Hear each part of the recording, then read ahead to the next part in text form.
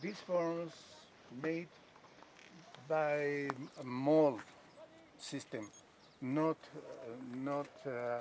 with chisel. Yes, not chisel.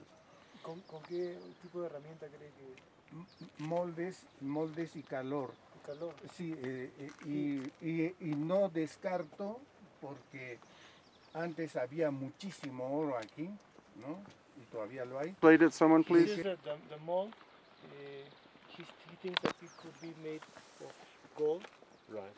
And he thinks that it was like pushed upon the rock. Right. Con calor, ¿no? And the rock With a was lot made of soft heat. with heat. With heat. Yeah. When the universal laws of the environment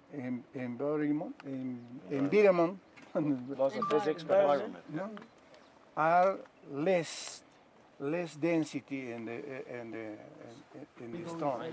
Sure, go ahead. I had to work quite hard with psilocybin to get into a deeply visual state, which I do get. Look how square, yeah, but look at how square, Psilocybin, for some reason, the dose issue.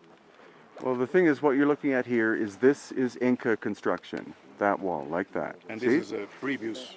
Well, it's previous, but we can see the tool marks, so it can't be that ancient unless it was buried. Because you see, this is what you're looking for. When you see these marks, that is hand worked. But when and like that. This stone is Inca. Exactly. Why? Okay. Because have a white tone. Yes. No? Because the percussion of the It actually the bruises. chisel, Yeah, no? it bruises the stone.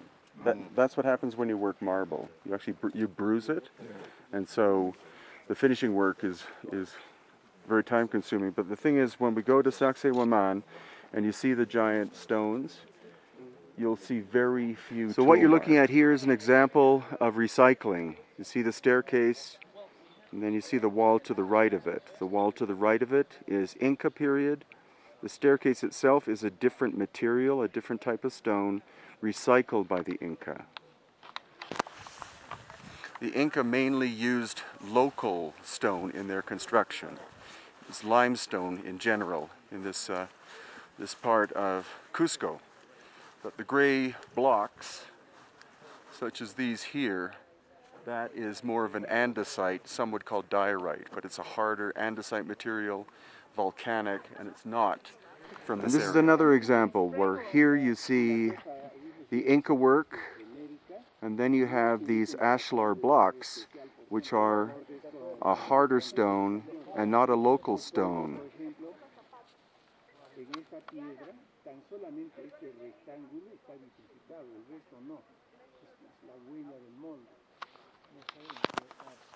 So what we're looking at is three different time periods according to Jesus Gomara, and three different cultures, three different time periods. The most recent is the Inca work, then there's a middle period, and then there's a hyper ancient period where the stone which has been shaped is so heavily weathered that it would have had to have taken thousands of years in order to create that amount of erosion. And the Inca were not around in this area that far back in time. They go back to about 1000 AD.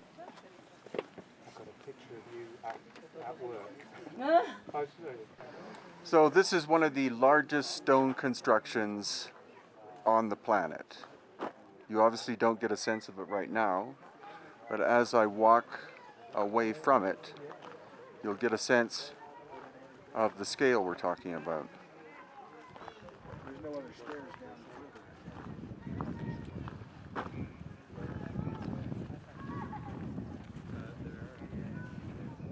the river. So, of course, the great questions are, where does the stone come from?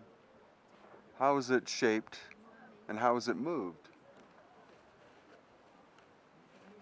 And a recent study by Russian scientists, where they had a sample of the stone, indicates that this may in fact be an incredibly complex form of concrete, and that the outer surface was heat treated in the ancient past with 1,000 degrees Celsius heat.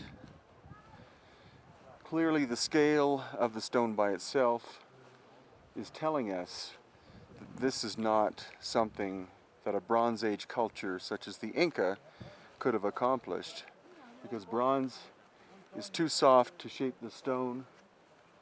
The size of the stones go from several tons to 125 tons, and in some cases, like here, the tightness of the fit is so incredible that you can't fit a human hair in between the two stones.